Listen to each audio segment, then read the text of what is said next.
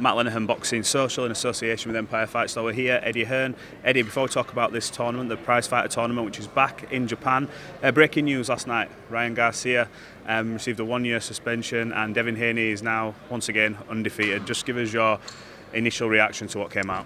Yeah, I mean, I think firstly it's been dealt with quite quickly, which is always good, but obviously that depends on the individual stance in the case. Do you know what I mean? If you're willing to accept kind of guilt and just go in and say, look, hands up, it was in my system, sorry, what's the deal, kind of thing, sometimes you can get a favourable ban. You know, the argument is that maybe Conor Benn should have done that, but when you're so insistent on your innocence, which is generally a good sign, you battle a little bit harder. So obviously it was a case of Ryan Garcia presumably wasn't willing to go through an actual hearing and try and clear his name, and I guess that's probably worked out all right for him, to be fair. I think a year's ban is probably about as good as it could have got for him. Yeah. Don't really understand the $1 million to Golden Boy, but congratulations to them. Yeah, I was going to ask you, I'll be honest with you, I've had quite a few fighters test positive on my shows. If I get $1 million every time, I'll be absolutely over the moon. So yeah, I don't know how that's split. I mean, I saw Devin's tweet sort of saying, well, I should be getting that, and you know, etc. But I'm not sure how that's going to be divided. But you know, good on the New York State Athletic Commission for moving at a pace where it's all cleared up. None of it really makes sense, the way it's been handled, but it's over. Ryan Garcia is banned for PEDs for a year, hefty fine, but you know, you don't really get to the bottom of it, do you? Because on one hand, he's saying, no, it's a joke. I mean, and obviously his lawyers have gone in and said, listen, let's just have a deal here. So you don't really get the nitty gritty of the case, but whatever, it's not really my business. I suppose, is he looking at it from the outside going, look, if I fight this for a year, it could take longer, I'm going to spend more than £1 million and say whatever. To be honest with you, it's like what I said about the Conor Benn situation. He wanted to prove his innocence. He wanted to go for all that. We're now 2 years in, and we're still dealing with UCAD. So there is an element of, if you just go in and accept the guilt, sometimes you can get a quicker ban and it can be dealt with quickly. But if you're adamant on your innocence, sometimes you don't want to do that, and I don't blame you for that either. So I don't know the ins and outs of this case, but I presume, you know, it's almost like a behind closed doors acceptance of guilt. On the face of it, they'll dress it up nice. Do you know what I mean? Yeah. But the reality is, you know, I don't know if there was an actual excuse. And now I presume there may be you had the other hearing where he said that he sent in some product that had Osterine in, and now the company's come back and said, what the fuck, like, we're going to sue you. I don't know. It's a massive mess, but you know, I think the main thing for Devin was the no contest, you know, because it had to be a no contest. There was no way around that. And obviously for him, and listen, boxing is the kind of game where now both kids will be looking at it and going, well, listen, in a year's time, the fight's massive. And you may see him sit out. I mean, you definitely see Ryan sit out, but you may see Devin sit out for a year. I wouldn't be surprised. You touched on Conor there. We haven't spoken for him for a while, and it obviously became a running theme of, we're still talking about it, but is there an update on his future, first of all? No, they're still talking with UCAD and going through that hearing. I mean, for me, I think, you know, when you see situations like Ryan's, sometimes it's better just to go in and try and get it all over with. But again, when you're fighting so hard for your innocence, you don't want to, like, Conor could have accepted a ban ages ago, but when you feel like you're guilty and you've done nothing wrong, accepting a ban is also difficult to do. Mm-hmm. But hindsight's a wonderful thing, but I think the key now is actually having a date where we can plan a fight, and that will happen. Sooner or later we will have an official date where we know he will be licensed in the UK, he can have a stadium fight in the UK, do you know what I mean? Yeah. And that's the key now. What we don't want is, oh, you know, suspension lifted, but, and then you do a fight in America or you come back, the board aren't happy with him fighting. We just want now a date where everybody, the British Boxing Board of Control, UCAD say, right, you know, and is that coming though? Yeah, like, in 2 years? It has. I mean, again, like, you look at situations like Ryan Garcia's, and it's frustrating because maybe Conor could have played it a little bit differently. But again, he was fighting hard for his innocence. We'll see what happens, but the date will be near.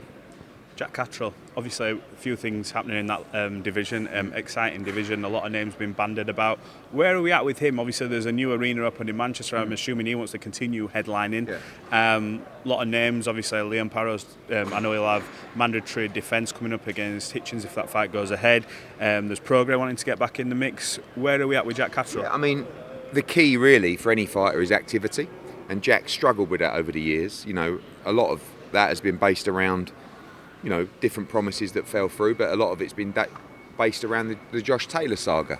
Now that saga's over, there's no reason why we can't keep him active. And after a performance like the one against Josh Taylor last time, the atmosphere, the viewing figures, everything, we want to bring him back as quick as possible in a flagship fight.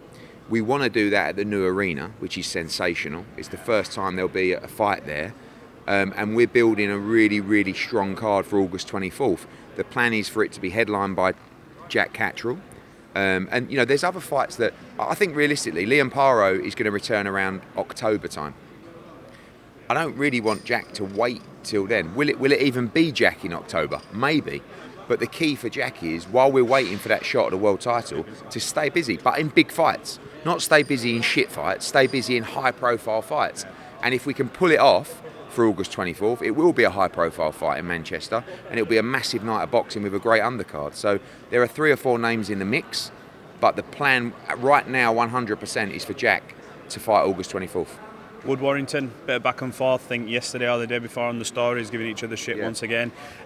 Spoke to Josh the other week. He says, I feel like I'm training and it's just nothing at the minute. But what is it? Are we going to get that over the line? You know what? I feel for Josh Warrington actually, because it's frustrating for him, because it's not really, it's not Leigh Wood's fault either. No. Leigh Wood is negotiating or trying to negotiate the best deal that he can. I've always paid Leigh Wood top money, and sometimes the money's got to add up at every level. So the number that we've come back to him for the Warrington fight, maybe he's not happy with. It's a lot of money, the kind of money that I don't think he can get anywhere else, but probably the kind of money that he's not over the moon with after beating him last time. I get it, you know, and he's got to be happy. This isn't a, come on Leigh, take the fight. Leigh's earned a lot of money in his career. He's earned the right to be able to decide what is a good deal and a bad deal. But when you look at the numbers and you look at the balance sheet, it tells me it's a great deal for Leigh Wood. But he will have to make his decision. You know, Josh Warrington is a priority for me in the sense that I want to give him the biggest opportunity I can. If it's not Leigh Wood, Josh Warrington will be in a big fight. But we have to deliver soon, because he's been waiting too long. We've got 3 or 4 other fights we're talking about for Josh Warrington. All big fights, couple of World Championship opportunities as well. So, but I do want to make Wood Warrington, because I feel like it's a great fight, great atmosphere, but we're running out of time. Cacace, is that one name? I know they went back and forth online. Could that be me? Cacace has a mandatory that he cannot get out of. It's against Sugar Nunes. We represent Sugar Nunes. Sometimes there's a deal to be done, but only if it's in the best interest of Sugar Nunes. So I'm not interested in slotting someone else in, because Sugar Nunes went to Russia and he stopped Rakhimov to become mandatory. He's going to become world champion. There is absolutely no doubt. He walked through Anthony Cacace, right? And I like Anthony Cacace, but I'm telling you now, this kid is a fucking animal, right? So if they want to get out of that fight with Nunes, the package has got to make sense to everybody. Because right now I've got the Mexican promoters, Nunes, saying no, and that they don't have to get out of the way. The IBF have already said Nunes is next for Cacace, no exceptions. So the only way we can do it is to satisfy him, the team, everybody. We're working with Queensbury to that effect, but we'll see what happens. Katie Taylor, I don't feel like we've spoke about her for a long time. Obviously, she also had the fight with Serrano.